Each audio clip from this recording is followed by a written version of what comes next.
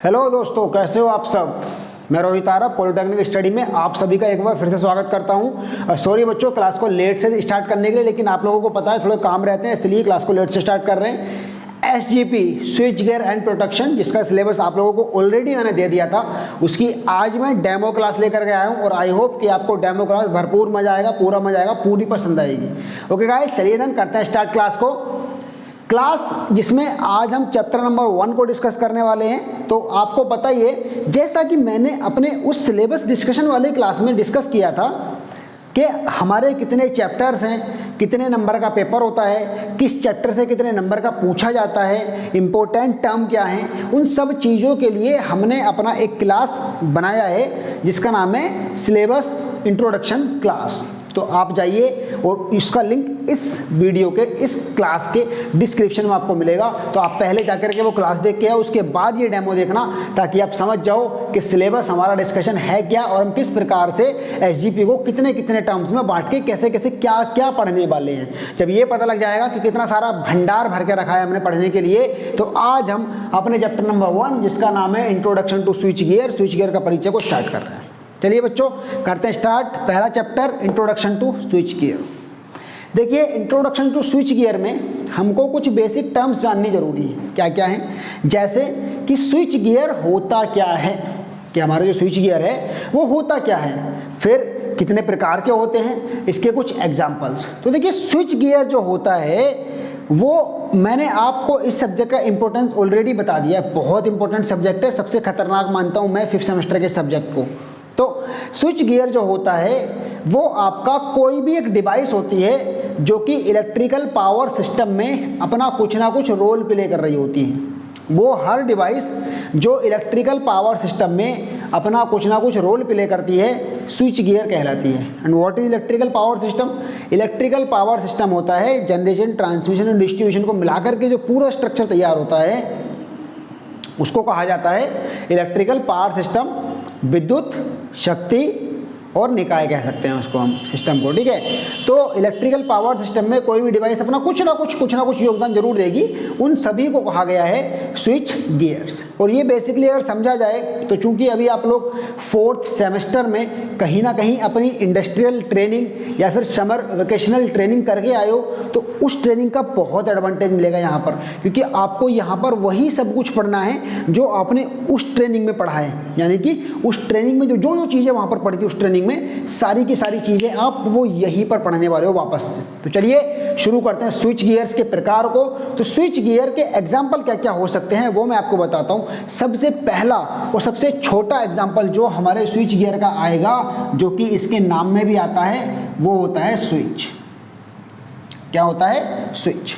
इसको हिंदी में भी स्विच ही कहते हैं। ये बिल्कुल सबसे छोटा एग्जांपल है इसका। मतलब सबसे पहले जब हम स्विच गियर्स को पढ़ना स्टार्ट करते हैं तो सबसे पहले हम स्विच को पढ़ेंगे। तो स्विच क्या होता है? What is a switch? जैसा कि मैं, आप और हम सब लोग जानते हैं कि स्विच वही होता है ना, जिससे हम जैसे हमको अपने घर में फैन चलाना होगा तो आएंगे स्विच बोर्ड के पास। स्विच बोर्ड, देखो यहाँ भी स्विच आ गया लोग। स्विच बोर्ड मतलब एक ऐसा बोर्ड जहाँ स्विच लगा होता है, स्विच बोर्ड कहलाता है। तो आप स्विच बोर्ड पर जाते हो, स्विच ऑन करते हो, ऑन, नीचे ऊपर एक तरफ ऑन होता है, स्विच ऑन करते हो, आपका फैन ये करके घूमने लगता है, या फिर लाइट ग्लो करने लगती है, या फिर फोन चार्ज करना है, फोन चार्ज होने लगता है। आई मीन टू से कि there are too many works of switch. Switch एक ऐसी डिवाइस है जो किसी इलेक्ट्रिकल पॉइंट को सप्लाई देने का कार्य करती है। स्विच एक ऐसी इलेक्ट्रिकल डिवाइस है जो सप्लाई सोर्स और डिवाइस के बीच में बैठा है कि जब तक मुझे कमीशन नहीं दोगे मैं आपको आगे नहीं जाने दूंगा। ये कहानी है। मतलब ये कहानी ऐसी है कि वो इधर से सप्लाई सोर्स कह रहा है भाई मुझे जाने दो, उसको थोड़ी ज़रूरत है, वो बेचारा मरा पड़ा, उसको मैं थोड़ा जिंदा कर देता हूँ। तो कह रहा ना, पहले मुझे कमीशन दो, पहले मुझे जिंदा करो, फिर उसको जिंदा करना है। तो पहले जब तक आप स्विच प्रेस नहीं करोगे तब तक डिवाइस ऑपरेट नहीं होती हमारी। तो इसीलिए स्विच एक ऐसी इंटरमीडिएट डिवाइस हो गई जो सप्लाई और सोर्स के बीच, सप्लाई सोर्स और लोड के बीच में एक मीडिएटर, एक ब्रोकर की तरह काम करता है कि वो जब तक ऑन नहीं होगा तब तक आपका वर्क नहीं करेगा सर्किट। अब स्विच जो होते हैं वो बेसिकली हमारे कई सारे प्रकार के होते हैं, लेकिन वो सब आज डिस्कस नहीं करेंगे, वो सब हम अपने अगले लेक्चर्स में डिस्कस करेंगे। जैसे हमारा नाइफ टाइप स्विच होता है, और हमारे फ्लश टाइप स्विच होते हैं, सरफेस टाइप स्विच होते हैं, पुश बटन स्विच होते हैं, नो कॉन्टैक्ट NONC होते हैं, क्या बोलते हैं, normally open normally closed, contactors होते हैं। तो ये सारे के सारे स्विच हमारे बहुत सारे प्रकार के होते हैं। फ्लश टाइप वो फ्लोट स्विच होते हैं। तो फिलहाल हम उनमें से किसी भी स्विच को डिस्कस नहीं कर रहे हैं, हम केवल डिस्कस हमने किया कि स्विच क्या होता है। बाकी स्विच के आप बहुत सारे प्रकार के फोटोज़ वहाँ पर देख पा रहे होंगे कि कितने सारे स्विच के फोटोज़ आए हैं। देखिएगा अलग अलग प्रकार के स्विच को, अलग अलग प्रकार के स्विच के फोटोज़ आए हैं, आप वहाँ पर अच्छे से देख पा रहे होंगे जहाँ तक मेरा मानना है। ठीक है बच्चों, ओके, वेरी गुड। उसके बाद हम लोग बढ़ते हैं अपने अगले टॉपिक की तरफ। जो हमारा अगला टॉपिक है वो है आइसोलेटर। क्या है? आइसोलेटर।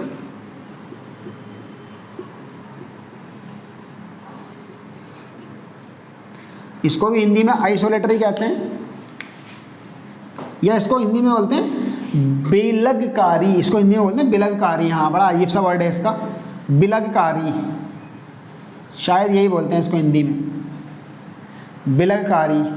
दरअसल बिलगकारी क्या होता है कि बिलगकारी एक ऐसा इंस्ट्रूमेंट होता है जो किसी एक लाइन और दूसरी लाइन, जैसे मान लो कि ओवरहेड लाइन होती है, तो एक ओवरहेड लाइन इधर से आ रही है, एक ओवरहेड लाइन इधर से आ रही है, लेकिन इन दोनों की सप्लाई को आपस में जोड़ना चाहते हैं हम। तो उसको जोड़ेंगे कैसे?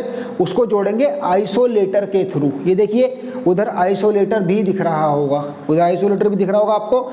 साथ ही साथ आइसोलेटर का यूज़ भी आप साफ साफ देख पाएंगे कि देखिए किस प्रकार से लाइन को जोड़ता है और दिखने में कैसा होता है। तो आइसोलेटर एक ऐसा डिवाइस है जो दो ओवरहेड लाइंस को जोड़ने के काम आता है, और ये बेसिकली नो लोड पर वर्क करता है। आइसोलेटर ऑन लोड पर वर्क नहीं कर सकता, लेकिन स्विच जो है वो नो लोड और ऑन लोड दोनों प्रकार की कंडीशंस में वर्क कर सकता है।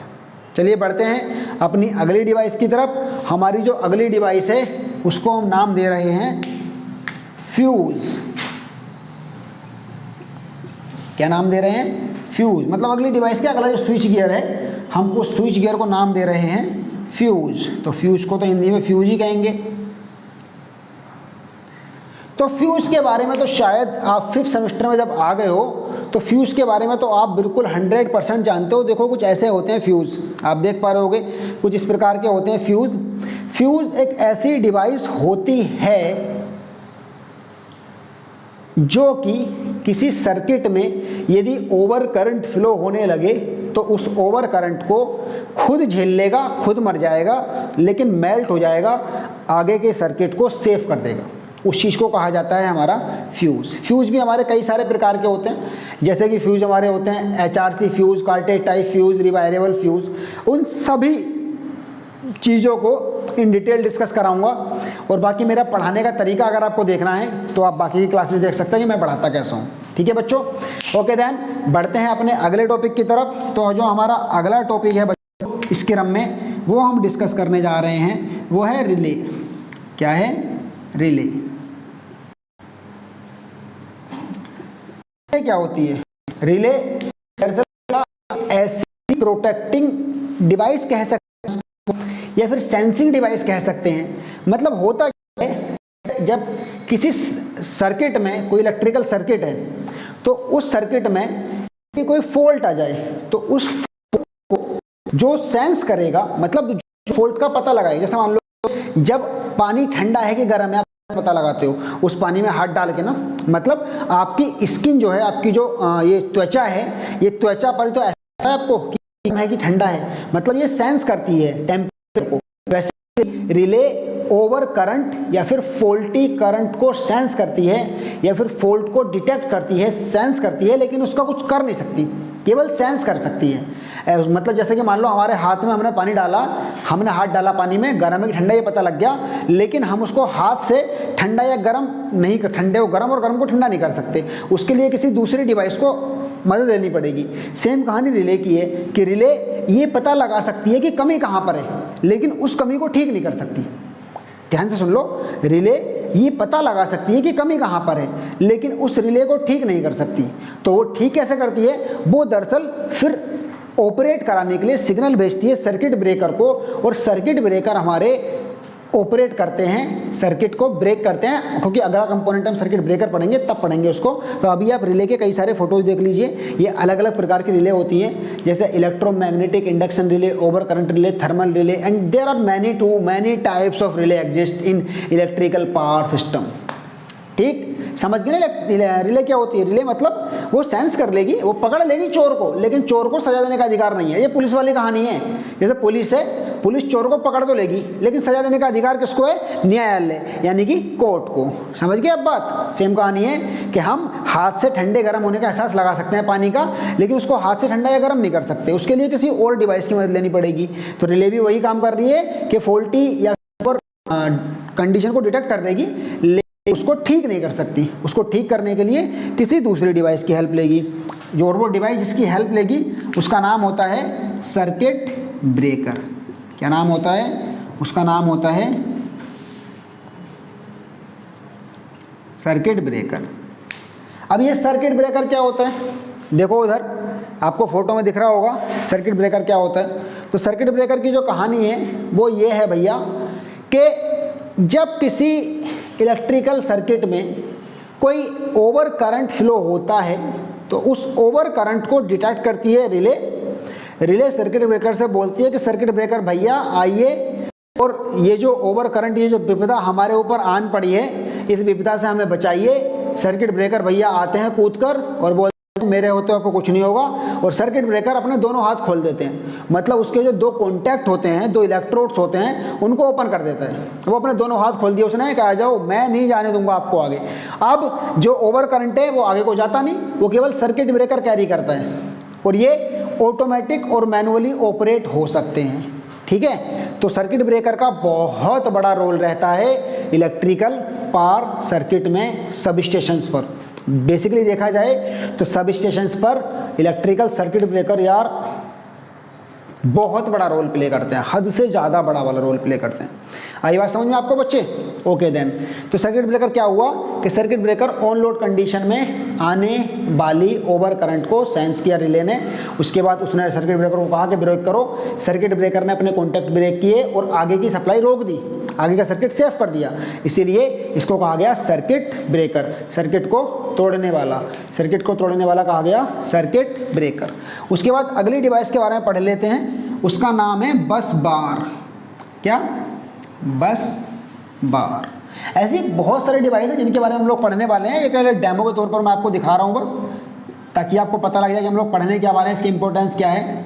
इसमें डायग्राम बहुत सारे हैं। तो बस बार नाम से पता लग रहा है। बस बार एक ऐसी डिवाइस होती है जो इलेक्ट्रिकल सर्किट्स का डिस्ट्रीब्यूशन करने का काम करती है। मतलब होता क्या है कि वो जो है आपके एक सर्किट को इधर दिया, एक सर्किट को इधर दिया, इस प्रकार से।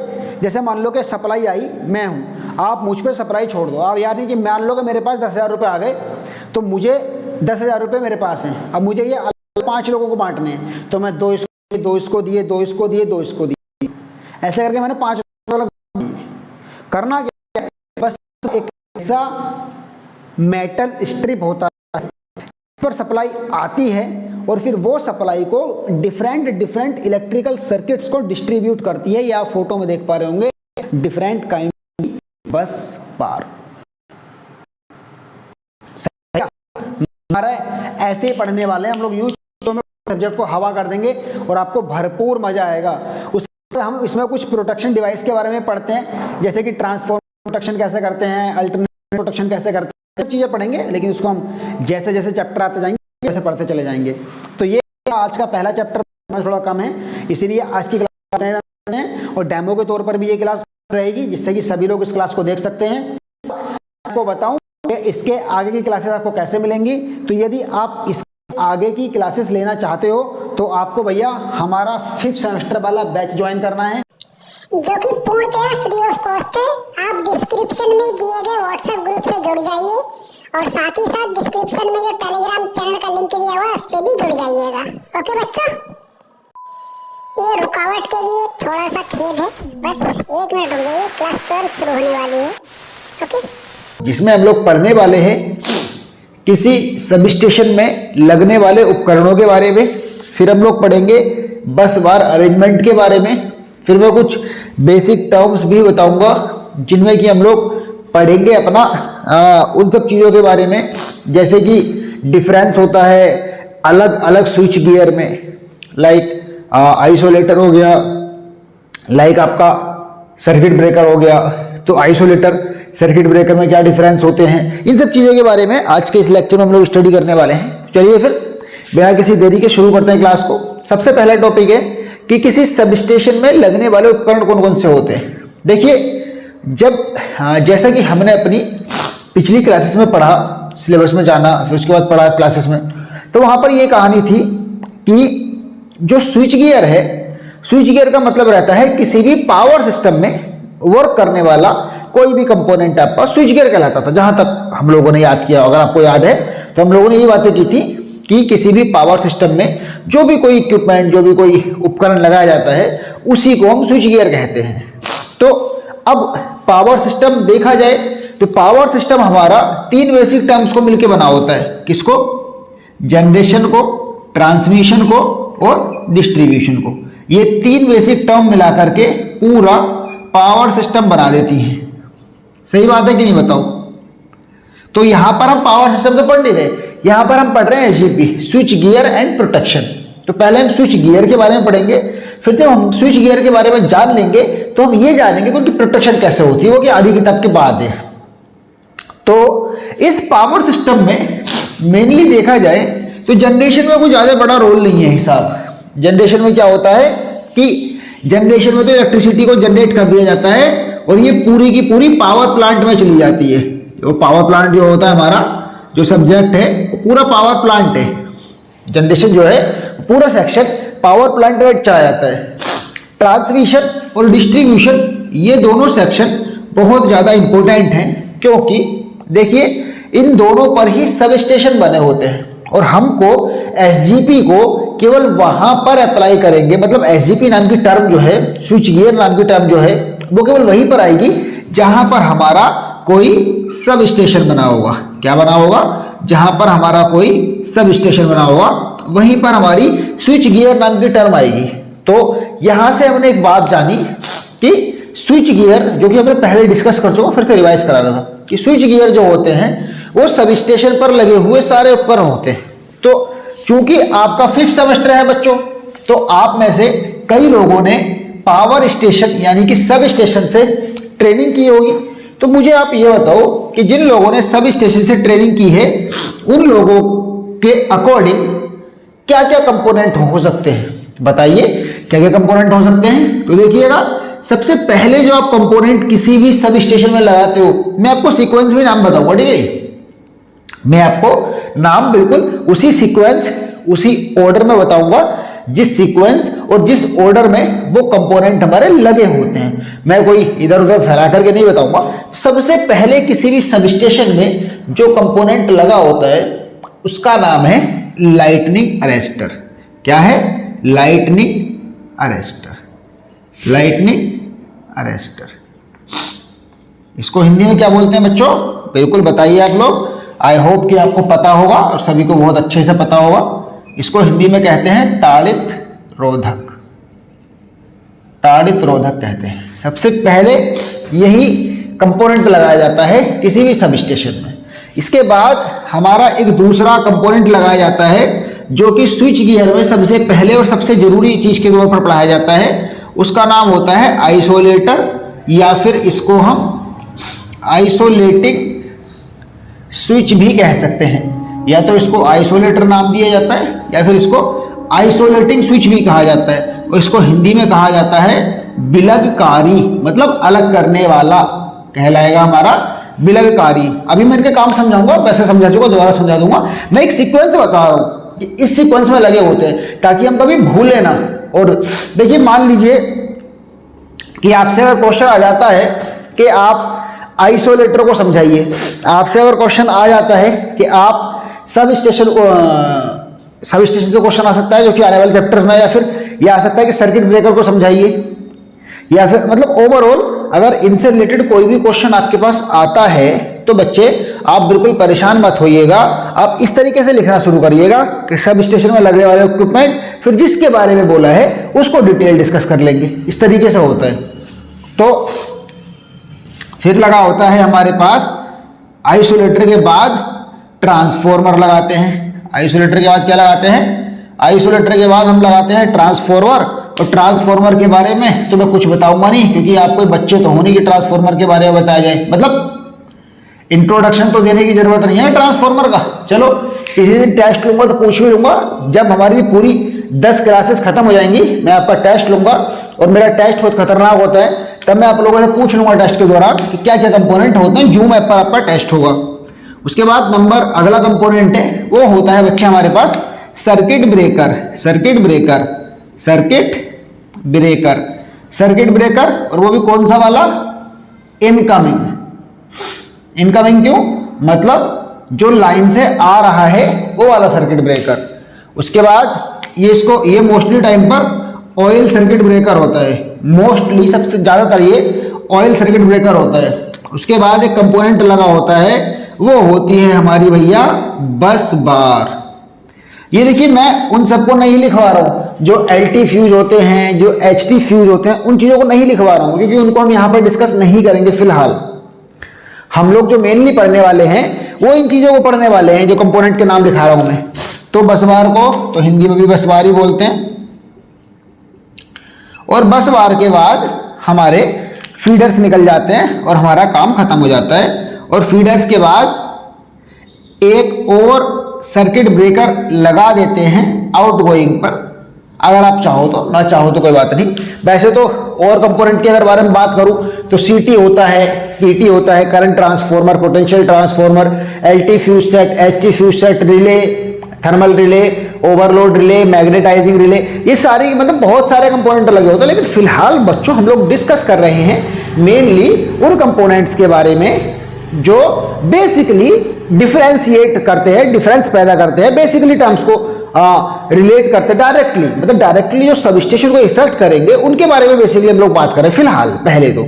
उसके बाद चलिए ये जो नाम मैंने लिखे हैं जल्दी से, मुश्किल से 2 से 4 मिनट के अंदर मैं आपको इन नाम के मतलब समझाता हूँ। फिर मैं आपको एक डायग्राम भी दिखाऊंगा।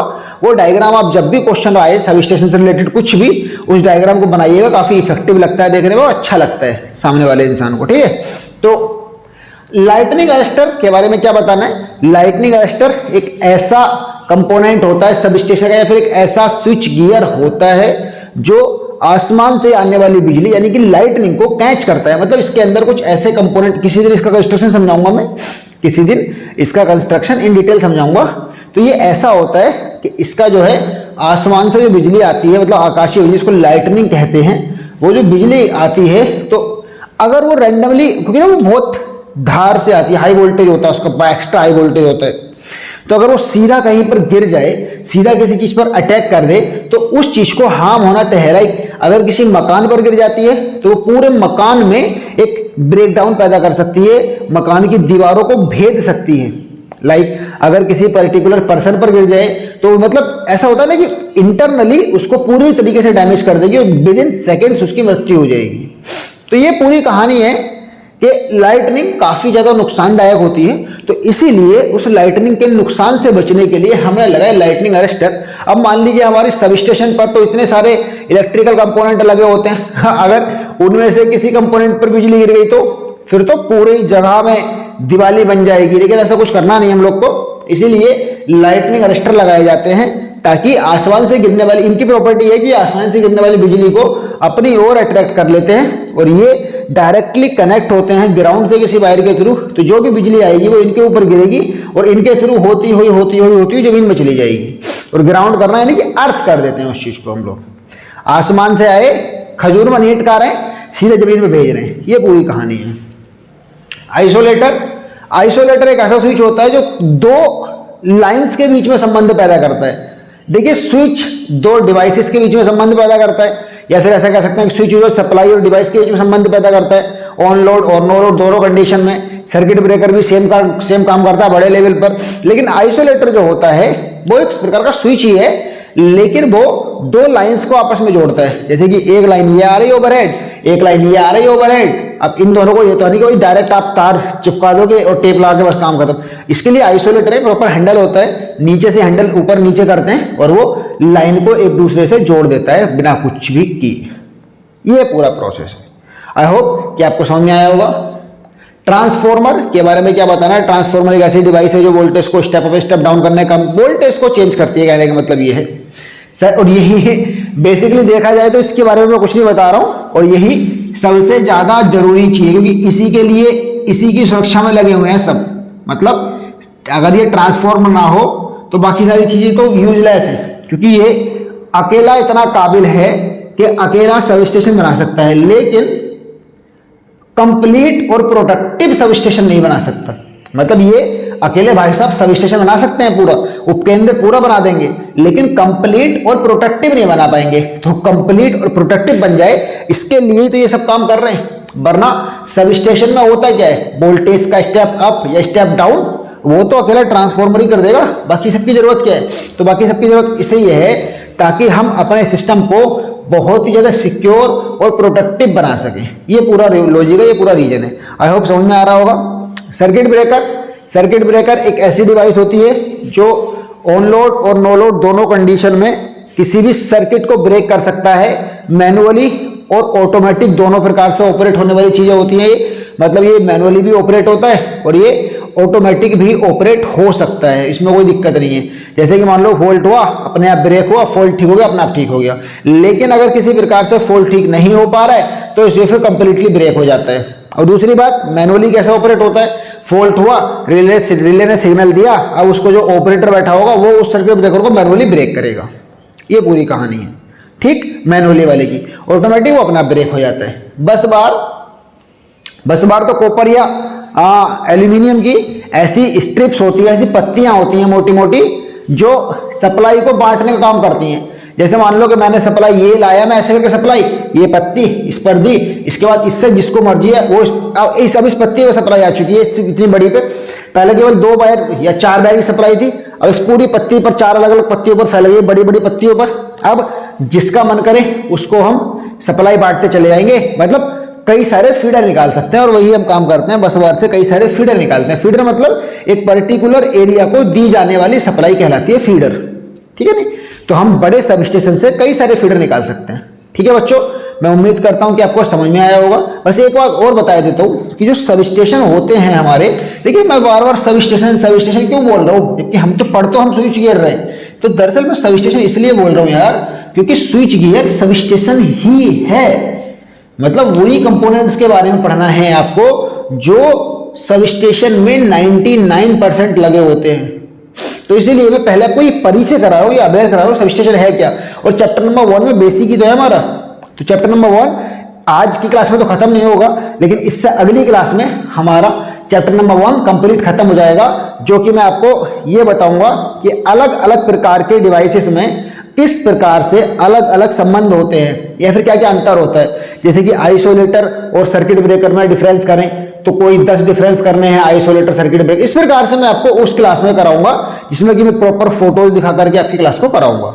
चलिए, तो मैं सब स्टेशन के बारे में बता रहा था। तो जो सब स्टेशन होते हैं वो 2 प्रकार के होते हैं बेसिकली। अगर ये अभी बताएंगे इस टॉपिक को, रुक जाओ थोड़ा, इसको बताएंगे अभी। सब स्टेशन जो होते हैं वो हमारे 2 प्रकार के होते हैं। एक होते हैं ट्रांसमिशन सब स्टेशन,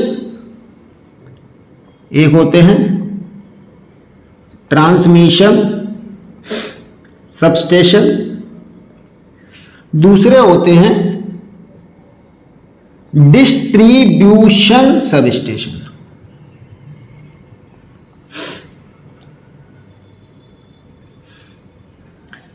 एक होते हैं ट्रांसमिशन सब स्टेशन, एक होते हैं डिस्ट्रीब्यूशन सब स्टेशन। तो ये ट्रांसमिशन सब स्टेशन जो हैं ये क्या होते हैं, वो जो है ट्रांसमिशन लाइंस जो होती हैं उनके सब स्टेशंस होते हैं। जैसे मान लीजिए कि जो हमारी ट्रांसमिशन लाइन है वहाँ पर सब हो। अच्छा मुझे एक बात आपके माइंड में उठनी चाहिए। दिक्कत क्या क्या आपके, अभी हम लोग लाइव क्लास किया करेंगे ना कल से, तो आपके आराम से सवालों के काफ़ी इजीली क्लियर हो जाया करेंगे वहाँ पर। तो अभी आपके माइंड में बात उठनी चाहिए कि भैया सर आप हमें ये तो बता ही नहीं रहे हो, ट्रांसमिशन लाइन में सब स्टेशन की क्या ज़रूरत। मतलब मैं पहले तो आपको क्लियर करता हूँ कि ट्रांसमिशन सब स्टेशन होते क्या हैं। दरअसल ट्रांसमिशन सब स्टेशन वो सब स्टेशन होते हैं जहाँ पर हमारा लाइन आ रही है, बस ट्रांसफॉर्मर लगाएंगे, ना तो स्टेप अप करें ना स्टेप डाउन करें, वैसे ही वापस भेज देंगे। उनको ट्रांसमिशन सब स्टेशन कहा जाता है। कभी कभी स्टेप अप या स्टेप डाउन भी कर लेते हैं, 90% टाइम्स हम लोग ट्रांसमिशन सब स्टेशन में वोल्टेज को बढ़ाते या घटाते नहीं हैं, बस लाइन आई, ट्रांसफॉर्मर में गई और आगे को भेज दिया। मतलब ट्रांसफॉर्मर ने ना वोल्टेज को बढ़ाया ना घटाया, तो ऐसा क्यों? फिर ट्रांसफॉर्मर की ज़रूरत क्या रहेगी? लॉजिकल बात अगर सोचा जाए तो आपका यहाँ पर क्वेश्चन आना चाहिए कि सर अब जब ना तो हम वोल्टेज को घटा रहे हैं ना वोल्टेज को बढ़ा रहे हैं, तो फिर यहाँ पर हमको ट्रांसफॉर्मर की नीड क्या आ गई? तो मैं बताऊँ, यहाँ पर हमको ट्रांसफॉर्मर की नीड ये है कि जो लाइन होती हैं अगर वो ज़्यादा लेंथ तक सप्लाई होती रहेगी एक ही लाइन, तो उसमें लॉसेस ज़्यादा बढ़ जाएंगे। और वहीं जब बीच बीच में 100, 200, 300 या 50, 60 वो अकॉर्डिंग टू द पैरामीटर्स रहता है, TDEP में आप लोगों ने पढ़ा होगा कि किस किस प्रकार से रहती है वो चीज़ें। तो जो अगर हम उसको कुछ कुछ दूरी पर जा करके ट्रांसफॉर्मर लगा देते हैं तो होगा क्या कि वो ट्रांसफॉर्मर अब उस डिस्टेंस को तो कम कर देगा ना। वो वहाँ पर भी ट्रांसफॉर्मर लगा था स्टार्टिंग में, आगे जाके थोड़ी दूरी पर 100-200 किलोमीटर बाद फिर से ट्रांसफॉर्मर लग गया, तो वो उस लॉसेस को तो ऑब्वियस सी बात है कम ही कर देगा, उस दूरी को तो 100% वो कम कर देगा, है कि नहीं? गलत तो नहीं कह रहा? बस ये पूरा लॉजिक है। डिस्ट्रीब्यूशन ट्रांसफॉर्मर वो ट्रांसफॉर्मर होते हैं जहां पर 90% टाइम्स, बल्कि 100% कह सकते हैं, सप्लाई को स्टेप डाउन किया जाता है, वोल्टेज को स्टेप डाउन किया जाता है और फिर डिस्ट्रीब्यूट किया जाता है ओवरऑल। जहां तक मैं जानता हूं, अगर आप लोगों ने जितने भी आज तक सब स्टेशन, जिसको हिंदी में बिजली घर कहते हैं, जितने भी देखे होंगे ना, वो सबके सब डिस्ट्रीब्यूशन ही थे। शायद ही आप में से किसी बच्चे ने, कुछ ही बच्चे होंगे जो कुछ नाम मात्र होगा, एक आध ऐसा होगा आप में से जिन्होंने ट्रांसमिशन सब स्टेशन देखा होगा, वरना मैं वेरी श्योर हूँ कि आप सबने सिर्फ और सिर्फ डिस्ट्रीब्यूशन सब स्टेशन ही देखे होंगे। ट्रांसमिशन सब स्टेशन देखने को नहीं मिलते हैं हम लोग को, ठीक है नहीं? क्योंकि वो तो ऐसे ही रहते हैं एकदम, जैसे लाइन आ रही है तो कहीं बीच बीच में लगाए जाते हैं, शहरों से बाहर ही होते हैं अक्सर ये ज़्यादातर जगहों पर। चलिए, तो ये इस प्रकार से हमने अपने सब स्टेशन और सब स्टेशन में लगने वाले मेन कंपोनेंट के बारे में जाना। और अब बढ़ते हैं आगे। बसबार को पढ़ने से पहले मैं आपको एक छोटा सा डायग्राम बना के दिखा देता हूँ। बस समझाना कुछ नहीं है, समझा दिया वही चीज़ें जो मैंने अभी समझाई आपको। लेकिन आप जब भी कभी कोई सब स्टेशन का क्वेश्चन करोगे तो इस चीज़ को बनाते हुए चलना, आपको काफ़ी मदद मिलेगी। सबसे पहले इलेक्ट्रिसिटी जनरेट की जाती है, ये होता है जनरेशन 11 kV या फिर 33 kV पर। लॉजिकल बात है कि नहीं? जनरेशन जो होता है वो हमारा 11 kV या 33 kV पर होता है। फिर आते हैं सप्लाई, जनरेशन के बाद आती है सप्लाई। जो सप्लाई आती है, सप्लाई इससे पहले लगा होता है हमारा लाइटनिंग अरेस्टर। इससे पहले क्या लगा होता है? इससे पहले लगा होता है हमारा लाइटनिंग अरेस्टर। लाइटनिंग अरेस्टर के बाद लगा होता है हमारा आइसोलेटर। आइसोलेटर के बाद लगा होता है हमारा ट्रांसफॉर्मर, एज मैंने अभी आपको थोड़ी देर पहले तुरंत ही बताया था लिख लिख के नाम। फिर इसके बाद लगा होता है हमारा, ट्रांसफॉर्मर के बाद हमने क्या लगाया है? ट्रांसफॉर्मर के बाद हमने लगाया है सर्किट ब्रेकर। सर्किट ब्रेकर के बाद लगी होती है बस बार, और ये बस बार निकालती है फीडर्स को। फीडर्स को निकालने के लिए फिर से आइसोलेटिंग स्विच लगाए जाते हैं, और यहाँ पर भी इनके छोटे छोटे सर्किट ब्रेकर लगाए जाते हैं।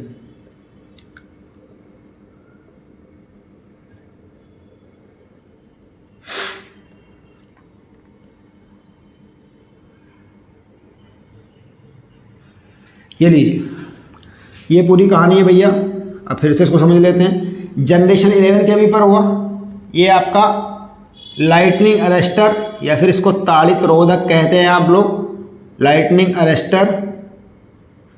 ये आपका आइसोलेटर लगा है, ये आपका ट्रांसफॉर्मर लगा है, ये ऑयल सर्किट ब्रेकर है, क्योंकि ज़्यादातर कंडीशन में ऑयल सर्किट ब्रेकर ही यूज़ किए जाते हैं, या फिर SF6 सर्किट ब्रेकर हो सकता है।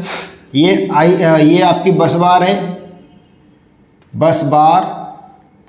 और ये फिर से आइसोलेटिंग, इसको स्विच कह सकते हैं या फिर ब्रेकर कह सकते हैं, कुछ भी कह सकते हैं। छोटा होता है, मतलब आइसोलेटर का इतना नहीं होता है, पावर थोड़ी कम होती है इसकी, लेकिन होता ये भी आइसोलेटर के तरीके का स्विच है। और ये सारे के सारे निकल के गए हैं।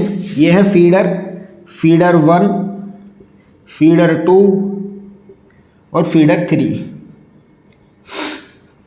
तो इस प्रकार से हमने अपना ये कंप्लीट पावर सिस्टम सीख लिया कि जनरेशन करके फिर ट्रांसमिशन। अभी देखिए ट्रांसमिशन तो मैं बड़ा करके दिखा सकता था यहाँ पर, क्योंकि ट्रांसमिशन अलग अलग तरीके का होता है, जैसे कि 66 kb पर अलग होता है और 132 kb पर अलग होता है। उसके बाद आपका 200 kb पर, 220 kb पर अलग होता है और 400 kb पर अलग होता है। लेकिन यहाँ पर तो मैंने नॉर्मली केवल समझाया कि कॉन्सेप्ट क्या है, वो TDP का कॉन्सेप्ट है। TDP में फिलहाल हम पढ़ नहीं रहे। तो देखा जाए तो बस बार भी हमारा काफ़ी ज़्यादा इंपॉर्टेंट कंपोनेंट होता है किसी भी सब स्टेशन का लगा हुआ है कि नहीं। आप खुद ही देख लो, बस बार इतना ज़्यादा ज़रूरी कंपोनेंट है कि बस बार की हेल्प से हम मतलब उन बहुत सारी चीज़ों का वो करते हैं, अरेंजमेंट करते हैं, सप्लाई को बस बार पर ही छोड़ते हैं। तो बस बार भी काफ़ी ज़्यादा अच्छा और काफ़ी इंपॉर्टेंट कंपोनेंट है, तो कोई दिक्कत नहीं है। तो इसीलिए हम लोग आज के इस लेक्चर में बस बार अरेंजमेंट को भी डिस्कस करेंगे। केवल यही नहीं पढ़ाना है, बस बार अरेंजमेंट को भी मैं आपको लोगों को आज पढ़ाना चाहता हूँ। तो चलिए करते हैं शुरू बिना किसी दिक्कत के। देखिए बस बार अरेंजमेंट की डेफिनेशन अगर मैं दूं तो बस बार अरेंजमेंट, बस बार व्यवस्था, इसको हिंदी में बोलेंगे। हिंदी में क्या बोलेंगे इसको हिंदी में बोलेंगे बस बार व्यवस्था।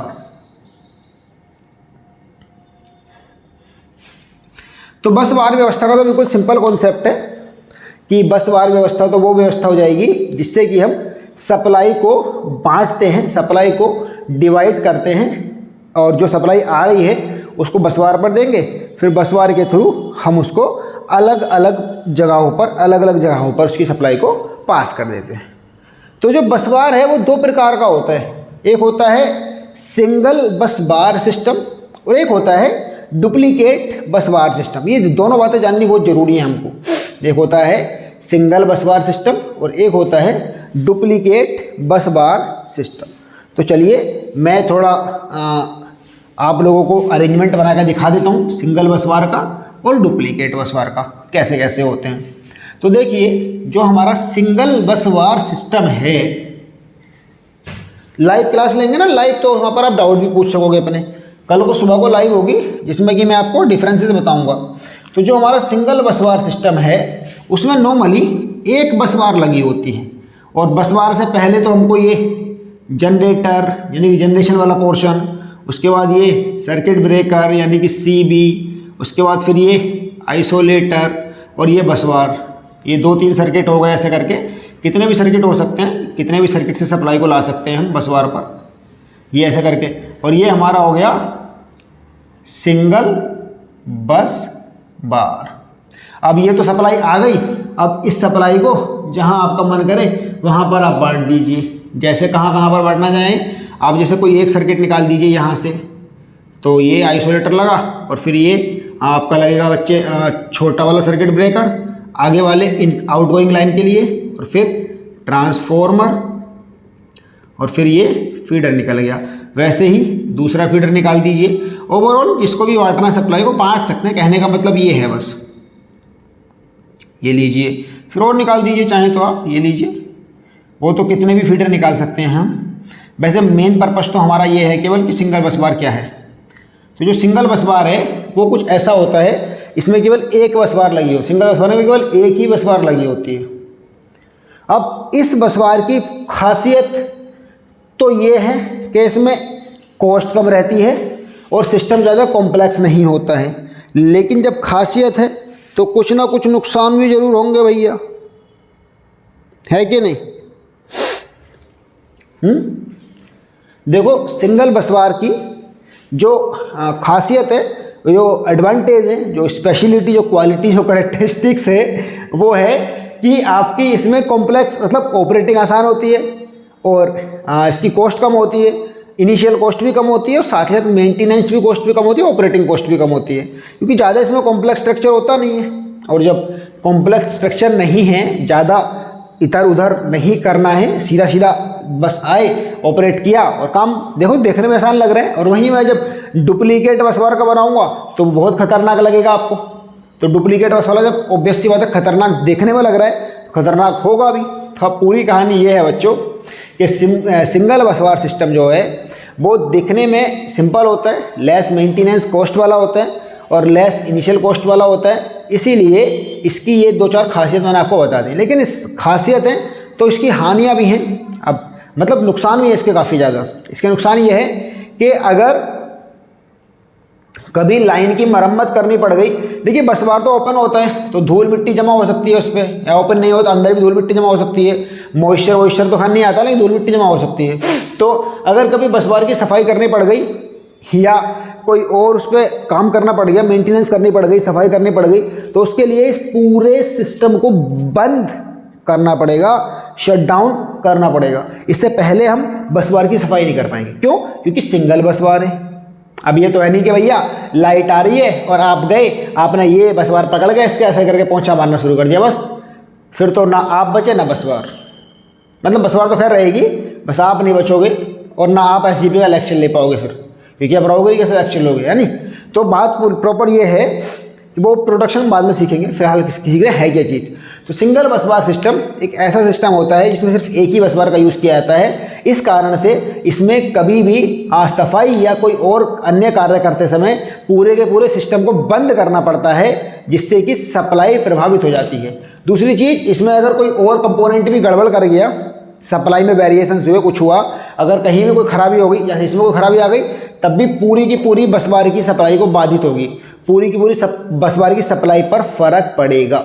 मतलब कहीं भी अगर किसी भी कंपोनेंट में कोई खराबी आती है तो पूरी सप्लाई पर इसका इफ़ेक्ट पड़ता है, पूरी सप्लाई इससे बाधित होती है और पूरी सप्लाई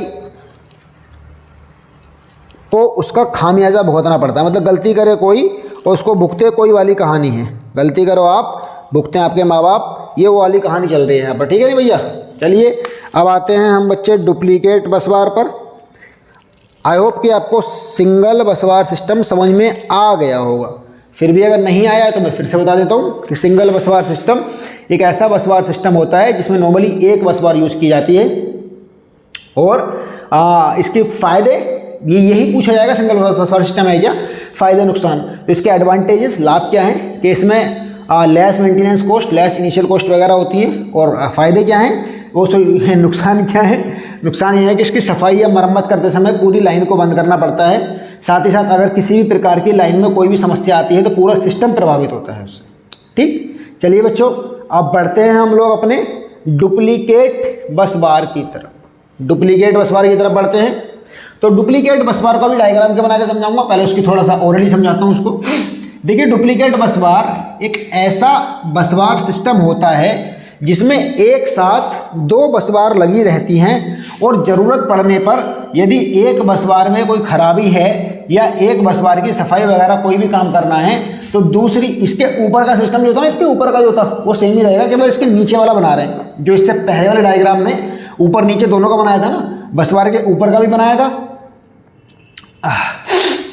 थोड़ी तबीयत खराब हो रही है यार, बहुत पता है आजकल, मुझे ठंड लग गई शायद। तो जो इससे पीछे सिंगल बस बार वाले में इसके ऊपर का भी बनाया था और इसके नीचे का बनाया था, लेकिन डुप्लीकेट बस बार वाले में हम केवल नीचे नीचे का सेक्शन बना के चल रहे हैं। ठीक है नहीं, कोई दिक्कत तो नहीं। चलिए, तो नीचे वाला सेक्शन क्या था, नीचे वाले सेक्शन में सबसे पहले आइसोलेटर था, सर्किट ब्रेकर था, ट्रांसफार्मर था और काम खत्म था बस। इसके अलावा तो कुछ नहीं था ना, यही चीज़ था बस, या कुछ और भी था इसके अलावा? इसके अलावा कुछ नहीं था। चलिए फिर करते हैं शुरू।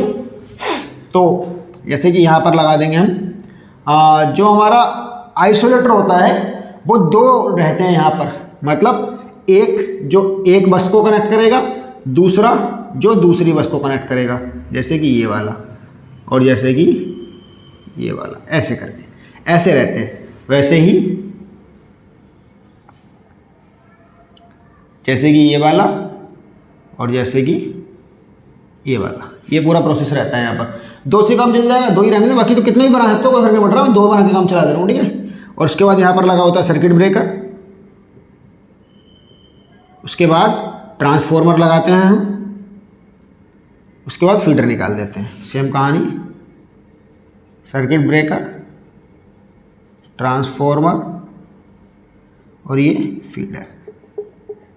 ठीक, तो अब पूरी कहानी समझो। साथ ही साथ इन दोनों बसेस को आपस में जोड़ने के लिए भी एक बस कपलर लगा होता है, वो भी सेम, उसको भी ऐसे बनाएंगे, इसको बोलेंगे बस कपलर, बस कपलर।